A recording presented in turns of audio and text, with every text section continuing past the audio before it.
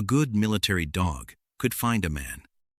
The problem started when the dog found a contradiction instead. In the dry med-hold bay, under white lights that made every face look half dead, Beck stepped to the empty stretcher.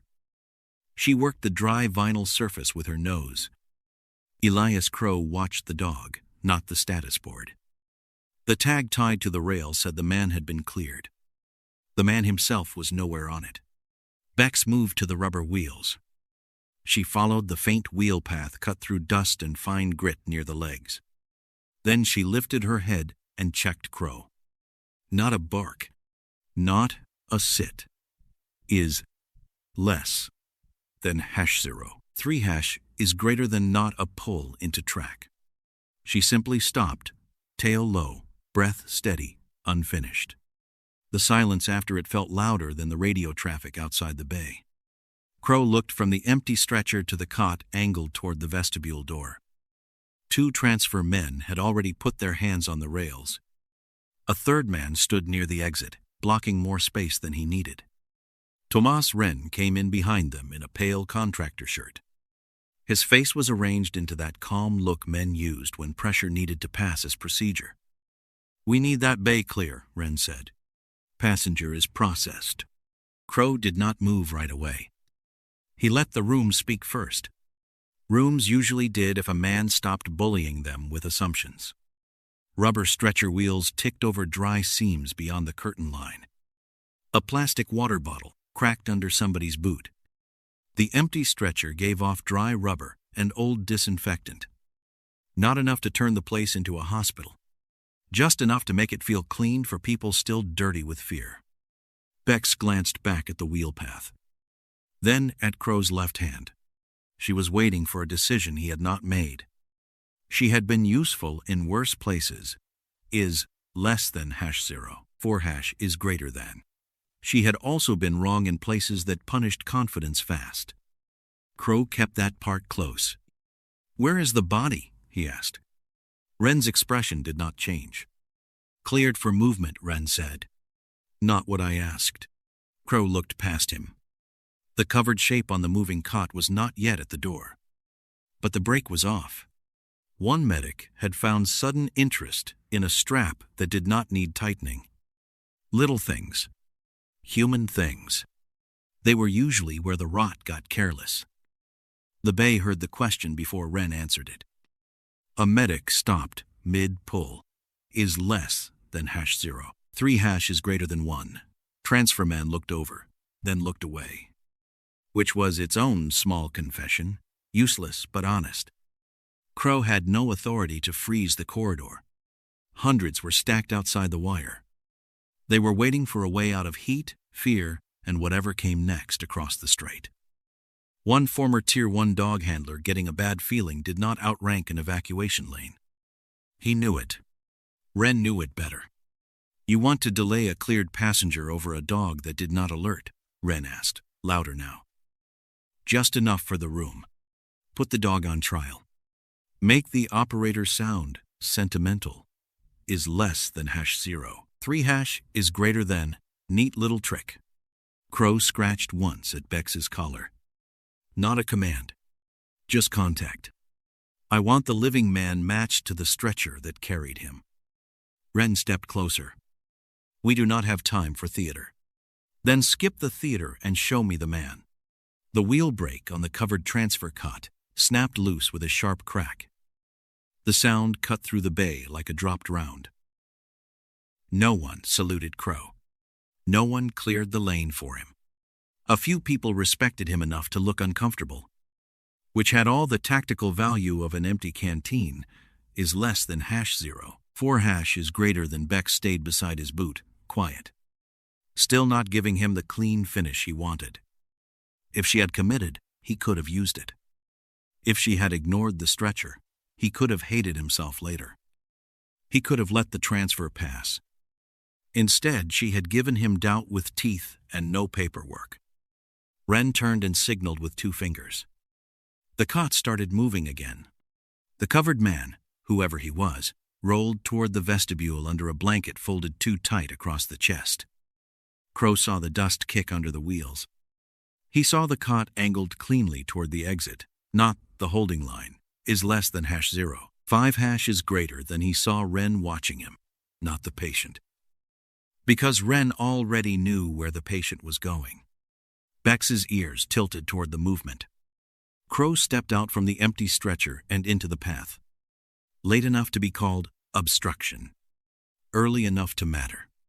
"Stop that transfer," he said. The cot did not stop. Ren walked beside it now, calm as a clock. Moving the substitute anyway. Beck's was wrong before Crow had time to enjoy being right. That was the part people forgot about good dogs. They could save your life. Is less than #0. 3# is greater than. Then embarrass you, 5 minutes later, in front of the exact crowd you least wanted watching. The covered cot crossed into the transfer vestibule. Rotor wash pushed through the open service doors. It slapped loose fabric flat against metal rails. Beck's moved with it, nose low, shoulders tight. She pulled toward the blanket folded too neatly around the wrong man. Crow followed because the scent line looked clean enough to trust. In his bones, he still wanted the dog to hand him something solid. The blanket smelled warm, used, human. It was crowded by too many hands. Shared stock is less than #0. 3# is greater than moved, cot to cot, bay to bay. A lousy thing to trust. He trusted it for 30 bad seconds anyway. The transfer lane compressed around him. Voices clipped through radio traffic. Boots scuffed dry rubber mats. Ren kept the cot moving ahead. Never fast. Never running. Just gaining ground. At the far end, an airside door opened. It let in glare, heat, and the sight of a ramp crew clearing space. Bex tracked the blanket to a side rack near the vestibule wall. She stopped there, nose working the folded pile like it owed her money.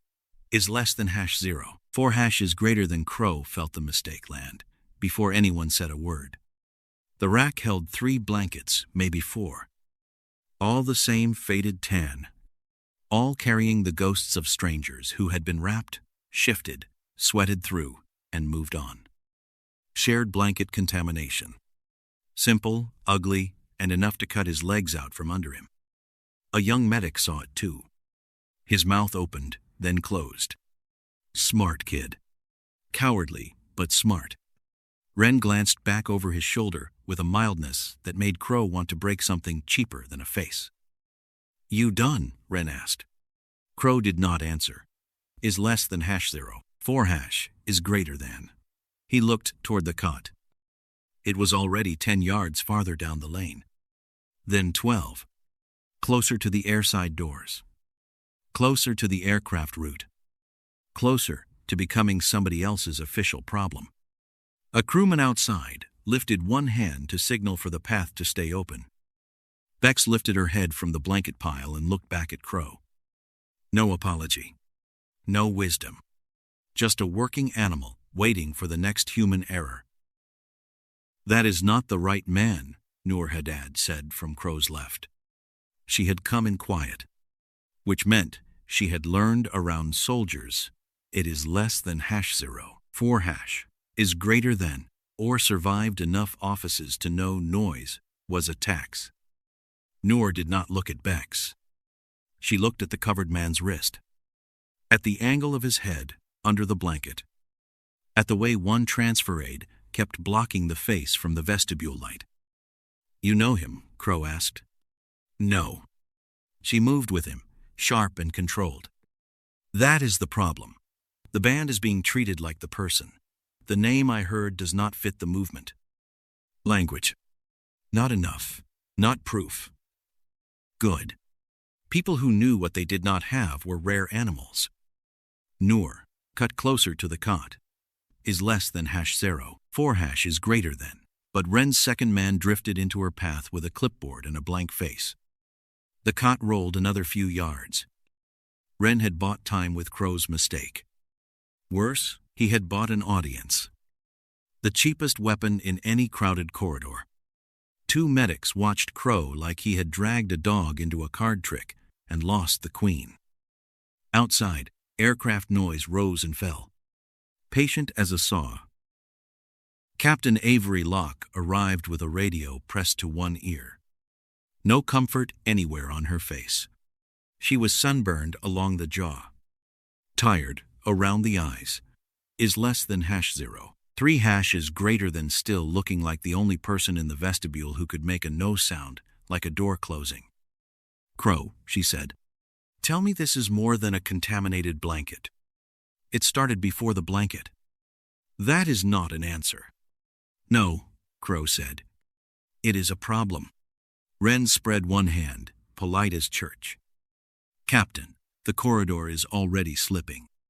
Locke ignored him, which counted as affection in command language. She looked at Noor. You have something. A mismatch, Noor said. Not enough alone. Locke's eyes came back to Crow. Is less than #0. 4 is greater than. The room leaned toward the easy story. Dog followed wrong scent. Old operator overreached. Contractor annoyed, but correct. Neat stories fit in reports and graves. Locke lowered the radio. You get 1 verification window, 5 minutes.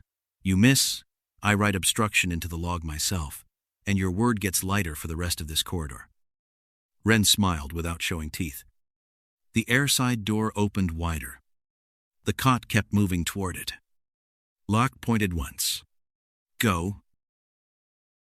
The 5-minute window started dying before they reached the secondary med custody room. Is less than #0. 5 is greater than. Crow felt it in the pace around him. In the clipped looks from med staff. In the way people moved carts a little harder when he passed. Nobody liked the man who slowed a corridor. Nobody liked him more when his dog had just chased the wrong blanket. Noor stayed half a step ahead. Reading faces, doorways, the soft lies people told with their shoulders. Beck's moved at Crow's left, useful and quiet. No miracle in her pause. Just heat, breath, fur, and attention. The room sat behind a half-closed vinyl curtain. It smelled faintly of antiseptic, and dust carried in from airside. Is less than #0. 4 is greater than inside. A man lay on a low cot with one wrist free of the sheet. His eyes were open. Too open. Crow saw fear before weakness. The man looked at the door, at Noor, at Crow. Then he tucked his chin like even his name could get him killed. Ilyas Farouk, Crow asked. The man gave nothing. Not a blink. Not a nod. Alive, then. Alive and refusing to become easy evidence. He gripped the cot rail once, knuckles sharp under thin skin, and kept his mouth shut. Noor lowered her voice. He does not trust uniforms. He should not, Crow said. Is less than #0. 3 is greater than. The man's gaze snapped to him for half a second, then slid away. His breathing was shallow, rationed. Every word would cost him. He knew it. Noor crouched beside the cot, hands visible. Not soft. Not theatrical. You were taken off the Naren Star, she said. The man's fingers tightened on the rail. Your deck lead was Basim Kale. 3rd watch. You kept the injured cook near the aft rail until the small boat came back. The room changed. Not loudly. Just enough. A breath held too long. A jaw unlocking. Is less than #0. 3 is greater than. Crow watched the change the way he watched wheel tracks. Because trust left marks, too. The man looked at Noor now. Really looked. Who told you that? He asked. His voice was dry, scraped thin. Someone who counted the people who made it off, Noor said. And someone who knew one name was missing. Crow kept his body between the cot and the curtain. Outside, a radio clicked, then died. A shadow crossed the gap and moved on. Ren would not need long to hear. A living problem had appeared in the wrong room. Ilyas swallowed. The effort moved through his throat like pain. I heard the ramp, he said. Noor did not rush him. Most people heard a witness start talking and shoved a bucket under the leak. Noor let the leak become shape. What ramp? Crow asked. Ilyas closed his eyes. The fear in him went sideways, away from the room and back into whatever night had kept him. Aircraft ramp, metal, heavy. His fingers lifted from the rail, then dropped, as if trying to match the sound in the air. Not morning, no announcement. Still dark. Men moving fast, but quiet. Lights down. Someone under medical cover. A patient, Noor asked, is less than #0. 3 hash is greater than Ilyas. Shook his head once. Small. Careful. Protected. Too many hands for one sick man. No panic. They knew where to go. The distant aircraft noise beyond the wall rose. Ilyas flinched at it. Crow felt the old rules settle in his chest. Ugly and familiar. Body before paperwork. This was not a report. Not a timestamp. Not proof tied with a ribbon for command. It was a frightened man, remembering metal, lowering in the dark. Before anyone had been told movement was allowed. Crow looked at the curtain gap again. Footsteps, slowed beyond it, is less than #0. 4 hash is greater than not stopped. Not quite. But the pause was enough to make the room smaller. Beck's ears lifted. She did not pull. No clean cue. No answer from the dog. Because the dog was not the story's conscience, thank God. Crow had a living man. A human verifier. A bad corridor clock. And a contractor who suddenly had a reason to stop pretending this was about efficiency. Plenty of people had been killed by less. Can you stand? Crow asked. Ilyas gave a bitter little sound that was not quite a laugh. If I must, you must, Noor said, is less than #0. 3 hash is greater than not comforting him. Anchoring him. Crow shifted the sheet back far enough to see that Ilyas could move. Badly but truly. Ilyas swung 1 foot toward the floor before Crow touched him. A choice, small and shaking. The man was not cargo. If he stayed hidden, Ren could bury him under status. If he moved, he became dangerous in a way paper never could. Outside, the footsteps stopped too close to the curtain. Crow put one hand on the cot rail. We move him now, he said. Before the corridor learns he is alive. The heat hit Beck's first, is less than #0. 4 hash is greater than Crow saw it before anyone else cared to. The airside vehicle lane opened beyond the secondary med room like a sheet pan left in an oven. Bright with tarmac glare. Trembling at the edges. Ilyas leaned hard against the cot rail, trying to make his legs remember they belonged to him. Noor took his other side without asking permission. Good. Permission was a luxury people invented for quiet buildings. Beck stepped out with them. Her breathing changed after 3 strides. Not panic. Not weakness. Is less than #0. 3 hash is greater than just the real math of a working dog under hard sun, hot metal, dust, and too much concrete. Concrete throwing heat back into her chest. A baggage tug crawled across the lane ahead. It forced 2 transfer carts to bunch up and compress the path. Crow felt the old habit tug at him. Use the dog. Push the dog. Let the animal do what frightened people could not. Plenty of men had built whole careers out of that mistake. He shortened her lead instead. The railing under his palm was already hot enough to make skin complain. Easy, he said, more to himself than to Beck's, is less than #0. 4 hash is greater than Ilyas heard it anyway. Dog. He, Crow said. She is not a machine. The choice cost him immediately. The only honest kind of cost. They could not take the straight exposed lane at speed. Not with Ilyas conserving breath, like every inhale had to be negotiated. not with Beck's coat warming under the sun. Crow shifted them toward a strip of broken shade thrown by a service truck. Thin mercy, barely worth the name. The move added distance. Distance added time. Time was what Ren had been buying since the medbay. Bex looked up at Crow once. Is less than #0. 4# is greater than tongue low now. Eyes clear, but working harder. She wanted the job. That did not mean he owed it to her to be stupid. Can she track him? Noor asked. Her voice stayed flat. But her eyes kept moving across the lane. Watching hands, badges, covered cots, the little human currents that made a crowd lie without knowing it. Not like this, Crow said. Not for long. Then we use people. People are worse. People also talk. He almost smiled. Almost. Is less than #0. 3# is greater than. The air smelled of overheated metal, dry rubber, dog fur baked by the lane, and fabric dragged over transfer rails.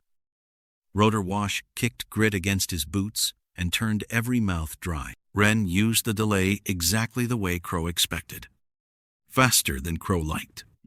Across the vehicle lane, near the aircraft path, the covered cot from the vestibule rolled through a gap. It moved between two service carts. Not rushing. Never rushing. Ren's second man walked beside it with his shoulder angled outward, making a moving wall out of posture and timing. Behind him, the man under the blanket shifted. Just a little. Enough to show he was not unconscious. Not carried by need. Cooperating under pressure or fear or some miserable bargain dressed up as procedure. Noor saw it too. Her head turned a fraction. The aide called him Vahid, she said. Not Ilyas, Vahid Saman. Crow kept Ilyas moving. That was harder than turning toward the cot, which meant it was probably the right thing. You know him? No, I know the way the name landed. He looked scared of being heard. Ahead, an aircraft ramp sat lowered in white glare. Its shadow cut a dark stripe across the transfer lane. A crew chief lifted both hands at Ren's people, asking whether the hold was real or temporary. Ren's man gave him a nod that looked like an answer. It was not one. Ilyas saw the ramp and stumbled. Noor caught him before Crow could. Crow stopped under the stingy shade. He crouched long enough to put his hand against Bex's chest, feeling the fast work under fur and muscle. No drama. No whispered apology. The dog did not need a speech. Nobody nearby needed to watch a grown man perform tenderness for a working animal. He gave her water from the collapsible cup, short and controlled, then stood before the clock could get comfortable. The choice had already been made. It tasted like losing ground on purpose. Bex would not carry this phase. She had opened the question, then cost him a wrong turn. Now the heat took the rest. Tools had limits. Men did too, despite the advertising. Stay close, he told Noor. Keep Ilyas upright. Watch the substitute. I am watching him.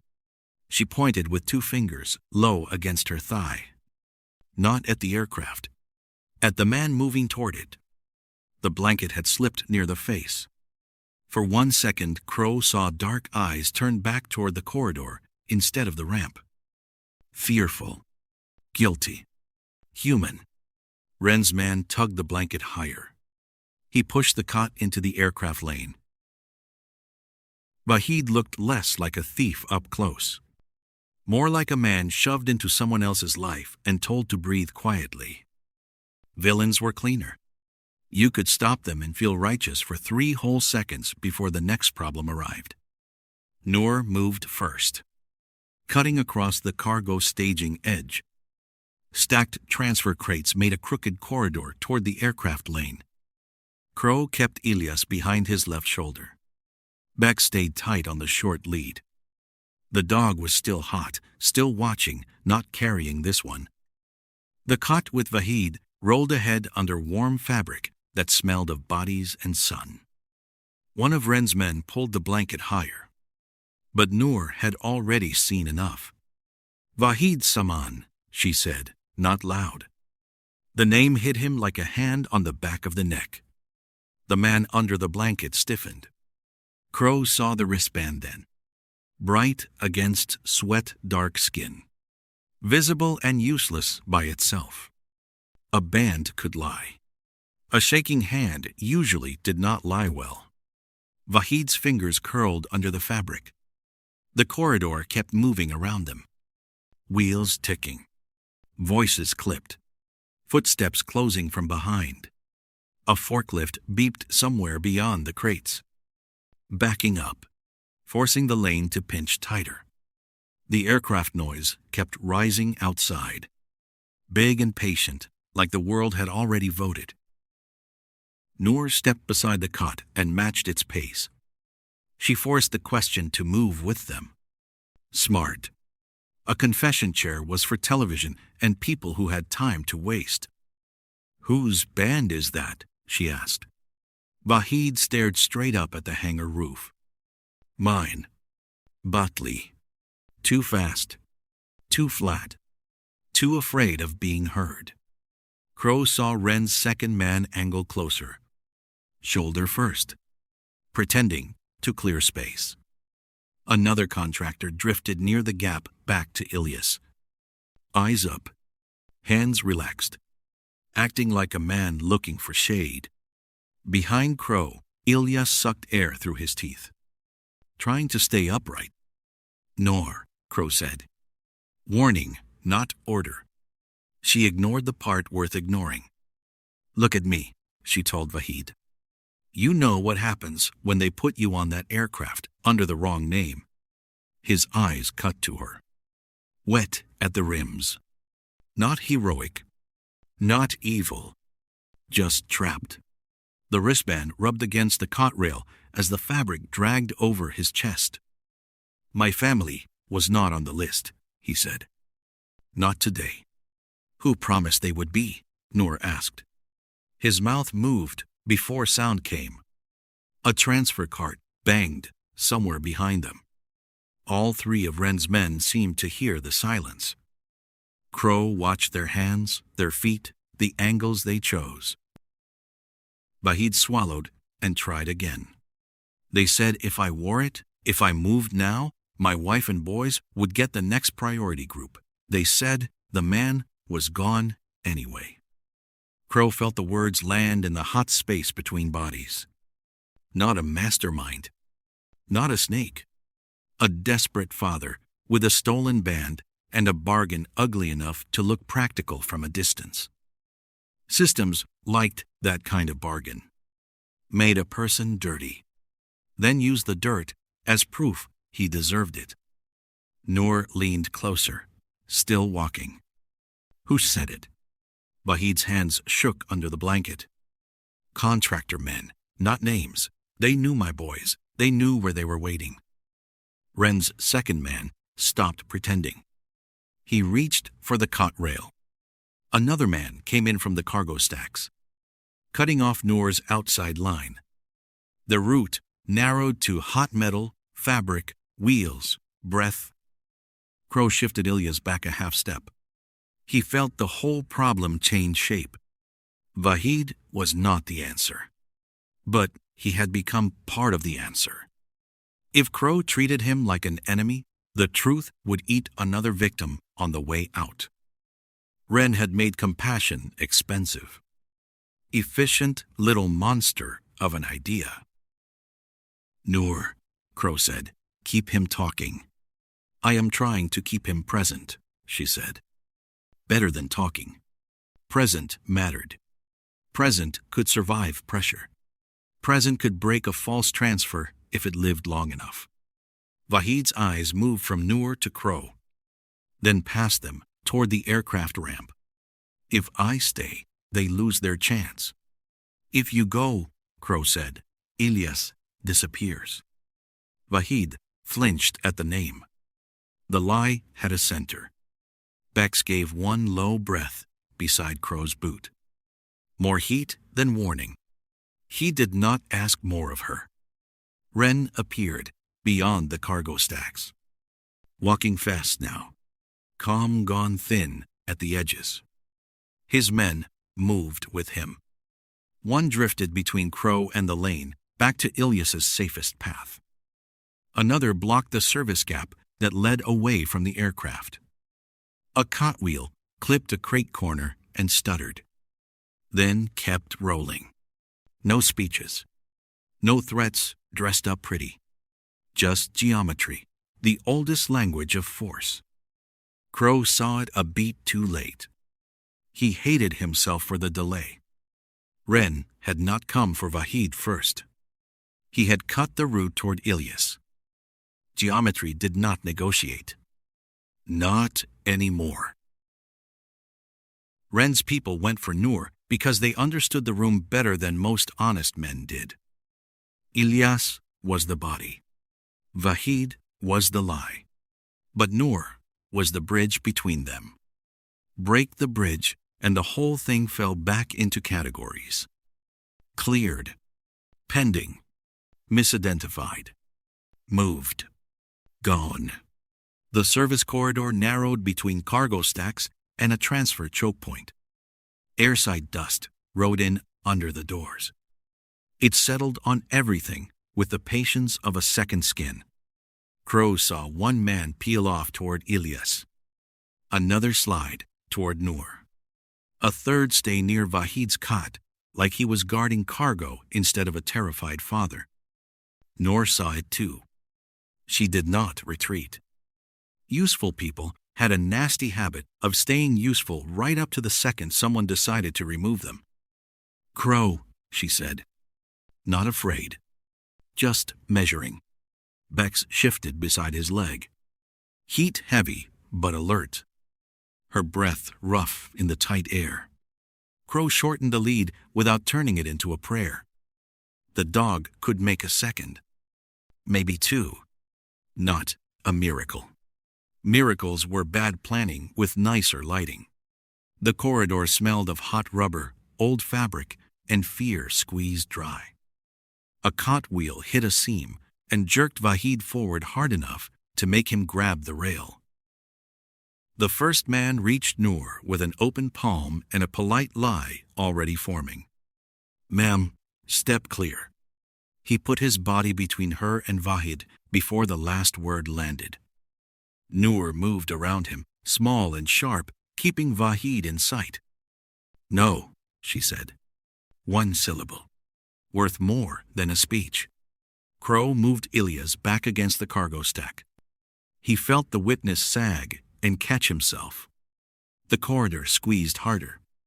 Voices from the transfer lane chopped through radio static. Somewhere outside, an aircraft engine rose, dipped, rose again. The clock had teeth now. Ren appeared at the far bend. Not running. Never giving the room that gift. "You are obstructing an active movement," he called. Not a shout. A label. Labels did half his work for him. The man near Noor reached for her elbow. Beck's surged half a step and hit the space between them with shoulder and weight. Not a clean finish. Not some movie dog victory. Just pressure at the right second. The man flinched. Noor slipped free. The cot lurched sideways. Wheel rubber squealing against the seam. Crow took the opening and hated that it was not enough. Nothing ever was in corridors built by committees and fear. The second man came from Crow's blind side and drove into him low. All mass and hurry. No fancy move. Just impact. Crow twisted to keep Ilyas from taking it. The cargo stack caught him hard along the side. Pain flashed white, stupid, and immediate. His breath left in one ugly piece. Beck's barked once. More frustration than command. Then checked back because she was trained and hot. Not a wild animal in a bedtime story. Crow got a hand on the man's vest. He shoved him off balance. Nothing elegant.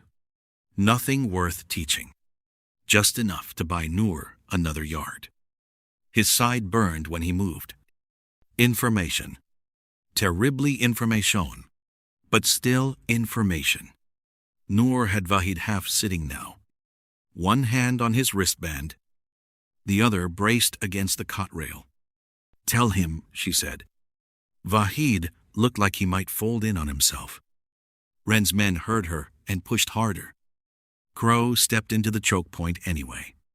His side punished him for it. Ilyas stayed upright behind him, pale, breathing through his teeth. Noor stayed on her feet. That mattered more than pride. The man Crow had shoved came back in. Slower this time, calculating whether another impact would drop him. Crow let him see the pain. Let him guess wrong.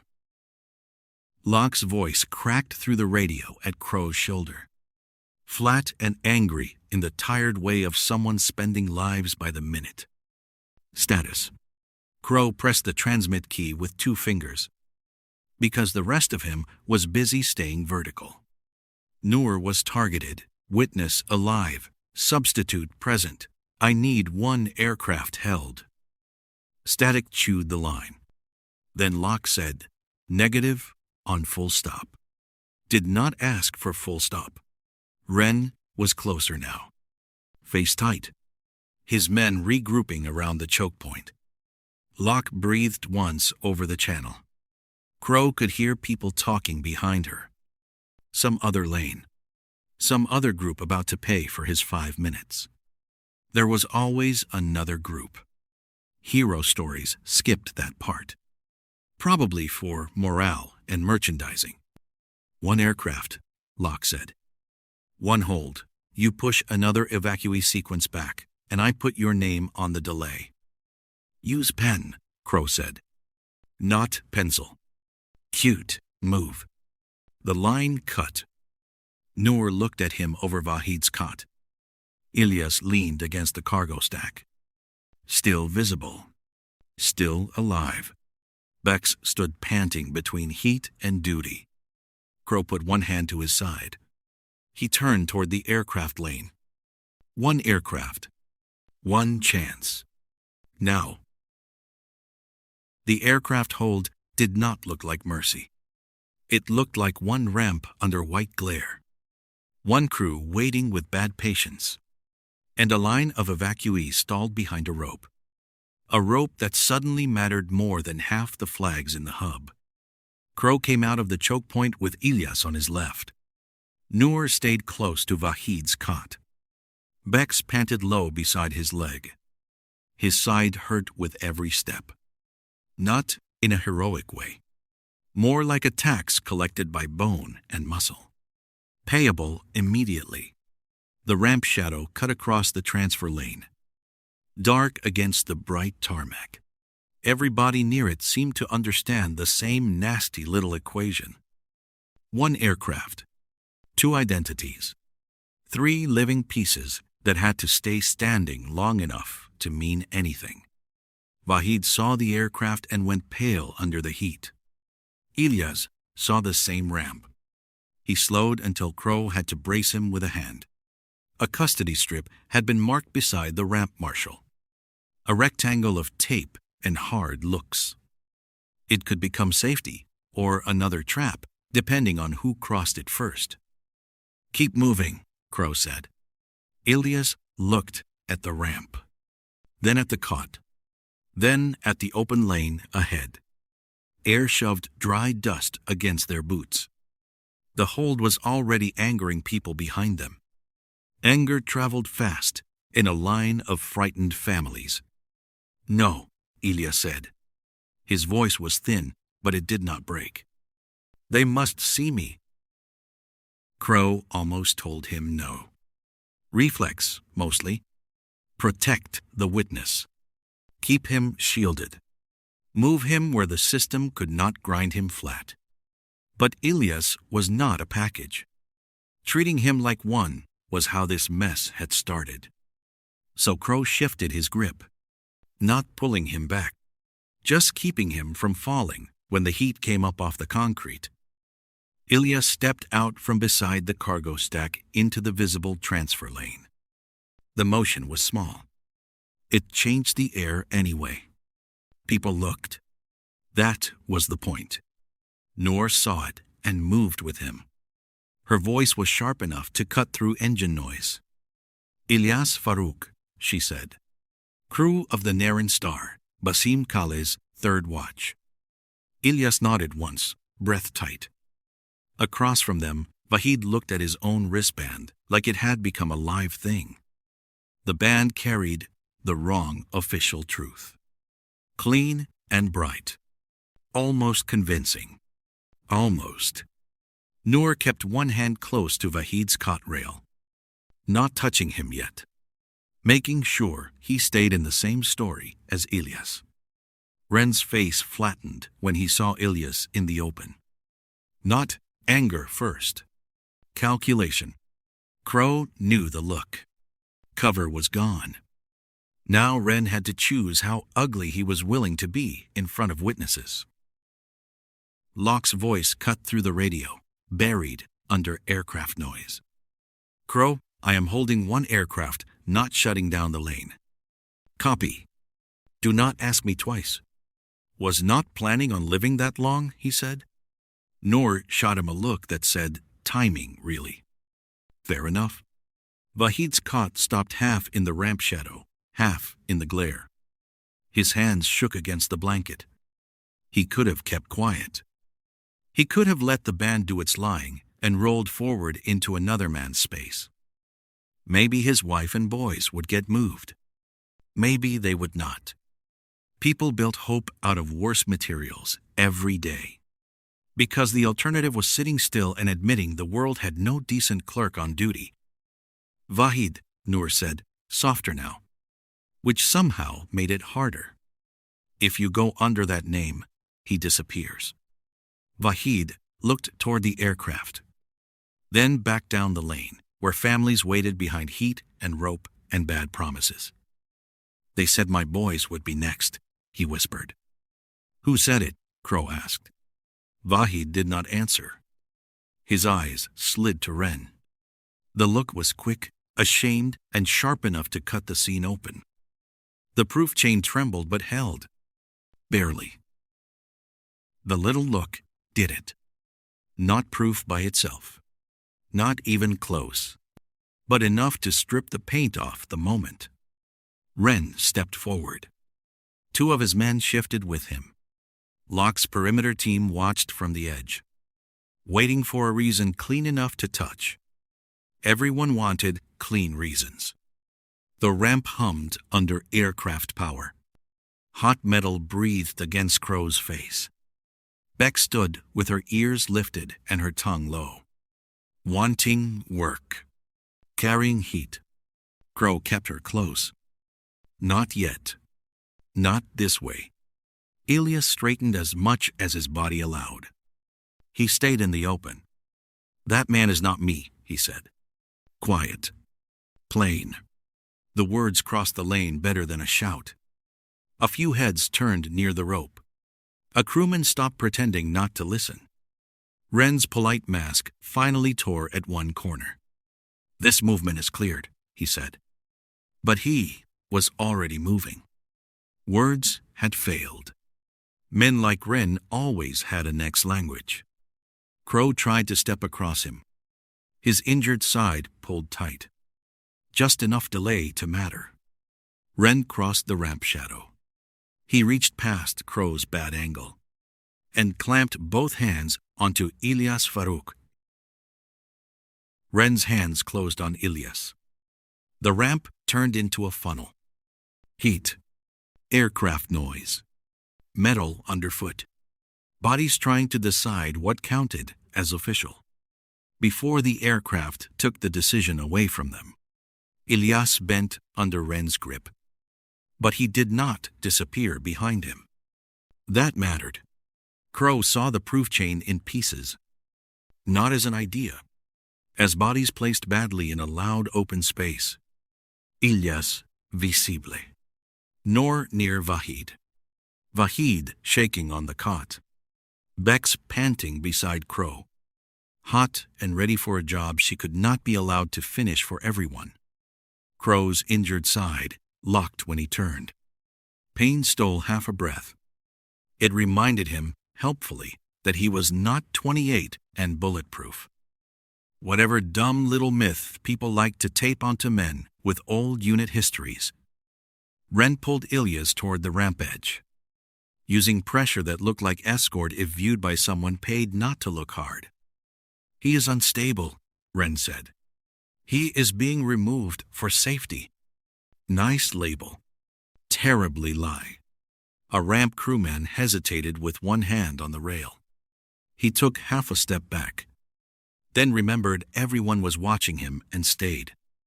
That hesitation was the whole war in miniature. Crow made the only decision that did not require speed he no longer had. He moved the fight into everyone's line of sight.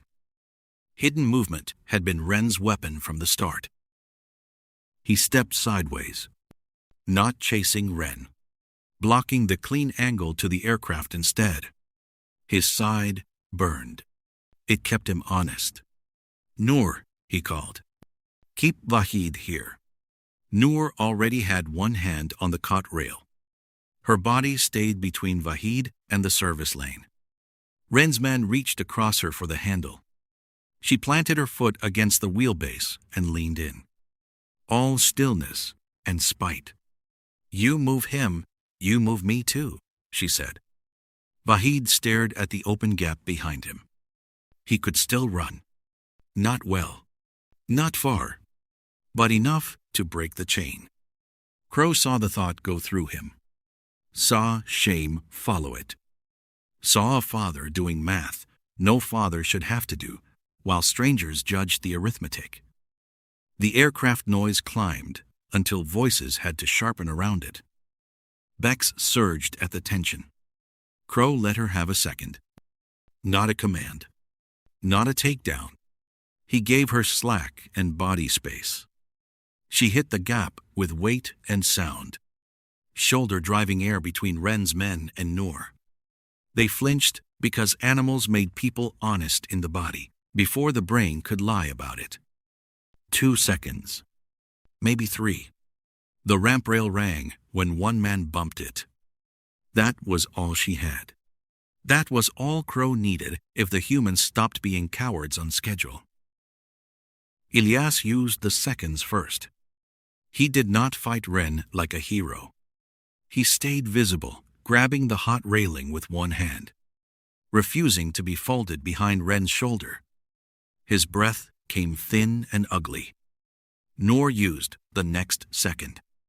"State the name," she said to Vahid. "Now." Vahid shook so hard the blanket slid off his wristband. The wrong name flashed in the glare. Not proof. A wound with printing. Ren snapped. "Do not." Too late. Vahid looked at Ilyas, then at the aircraft, then somewhere beyond both, where Crow guessed his family waited under another piece of shade and another lie. "They made me take it," Vahid said. "They're men. They said if I moved as Ilyas, my wife and boys would be placed next." His voice cracked. He stayed. That was the brave part. Not the talking. Staying. Letting the bargain die in front of everyone. Noor kept one hand on his shoulder now, anchoring him in the open. "He is Vahid Saman," she said. "This man is Ilyas Farouk." Ilyas forced his head up. "I am Ilyas," he said, barely more than breath. Everyone had gone still enough to hear it. Even the crewmen at the rails stopped pretending his job was only metal and timing. Crow drove forward then. Not to win cleanly. That fantasy had left the building hours ago. He moved to break Ren's grip before the contractor could turn movement into fact. His injured side failed halfway through the shove. He adjusted ugly. Hit with shoulder and forearm. Took Ren off balance long enough for Ilyas to stumble past the shadow line. into the marked custody space by the ramp marshal. It was a bad shove. Late and painful, but enough. Bex barked once and checked back. Heat heavy. Job done and not done. Good dog. Limited dog. The only honest kind. Ren recovered fast. Face white around the mouth. But he was looking at too many living people now. Ilyas upright. Noor with Vahid. Vahid still present. Still shaking. Not running. His family's priority burning behind his eyes. Crow between Ren and the ramp. One hand pressed to his side because dignity was overrated when ribs started voting. The ramp marshal looked at Locke's people. Locke's voice came over the radio, flat as steel. I have the witness visible. Not rescue. Not absolution. Just the system finally admitting the body in front of it existed. Ren's transfer died there in the glare, without ceremony. Ilyas reached recognized custody alive. The aircraft still waited. The corridor behind it did not. Locke had to decide what moved next, and what broke because of it. The corridor opened narrow, which was another way of saying it opened with teeth. No speech came with it. No hearing. No announcement. No heroic little ceremony for people who enjoyed pretending broken things became clean because someone found a microphone. A rope line shifted. 2 tired lane guards moved stanchions 6 feet to the left. The first evacuee family stepped through the limited corridor with 3 bags, 1 sleeping child, and careful silence. They were afraid motion might be taken back if they celebrated it. Crow watched from the observation edge near the ramp. One hand pressed against his side. Each breath catching where Ren's man had driven him into the cargo stack. The aircraft crew worked fast. Faces hard under the heat. Dry rubber wheels ticked over seams. Dust dragged itself around ankles. A woman lifted her mother's elbow over a cable. She never looked at the men who had nearly broken the lane. Good.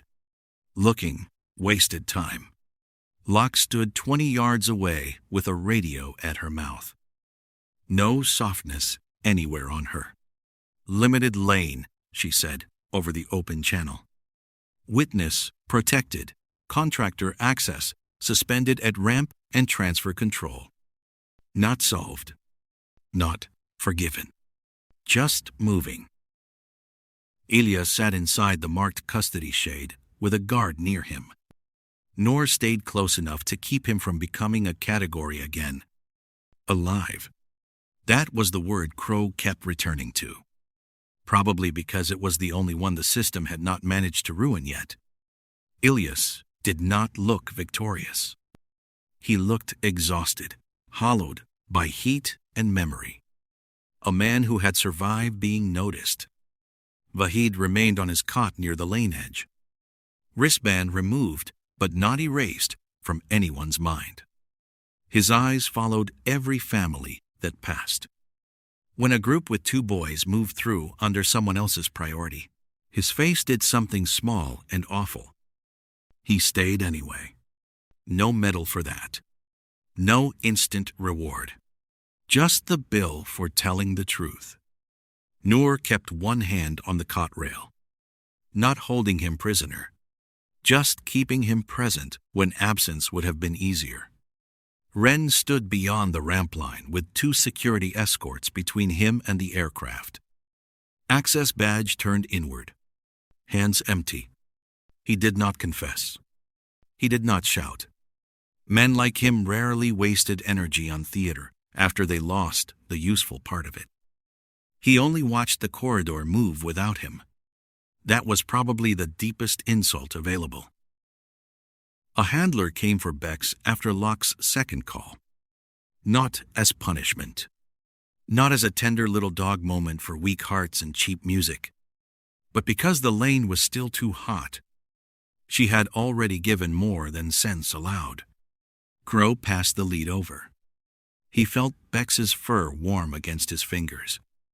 She looked back once, panting, then went with the handler toward shade and water like a professional, which was more than could be said for half the human species on a good day. Crow straightened too fast. His injured side flashed bright enough to put black at the edge of his sight. Noor saw it. You need medical. Everybody needs something. That is not clever. No, but it is portable.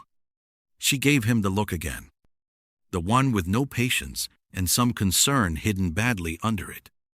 Locke walked over before Noor could decide to be useful in a new and painful direction. The radio at Locke's shoulder kept spitting lane numbers and angry requests. You are under review, Locke said. Delay, use of force, corridor disruption. Put it in ink. Already did. Efficiency, humanity's favorite substitute for mercy. The limited corridor kept moving. Not wide. Not clean. Families passed through in packets. Paused. Counted by people whose hands shook less when they had something physical to do. The aircraft cycled under heat shimmer. Fabric snapped in rotor wash. Somewhere down the line a child cried. Then stopped because an adult whispered the kind of lie adults used when motion was the only comfort left. Crow looked past Ilyas. Past Vahid. Past Ren losing access without losing whatever he still knew. The protected passenger under medical cover remained a shape in a man's memory. The night ramp remained a sound without a name attached to it. One man could disappear, or hundreds could lose evacuation access. Ren had believed that like a prayer. The ugly part was that the corridor still seemed built around the same math. Body before paperwork had saved Ilyas Farouk. It had not saved the truth entire. It had not named the first passenger, or the people who had made space for that passenger before the corridor officially existed. Locke's voice moved over the radio again, clipped and tired, sending the next group forward. The lane narrowed, held, and kept breathing. Crow watched the evacuees move. He felt the open question settle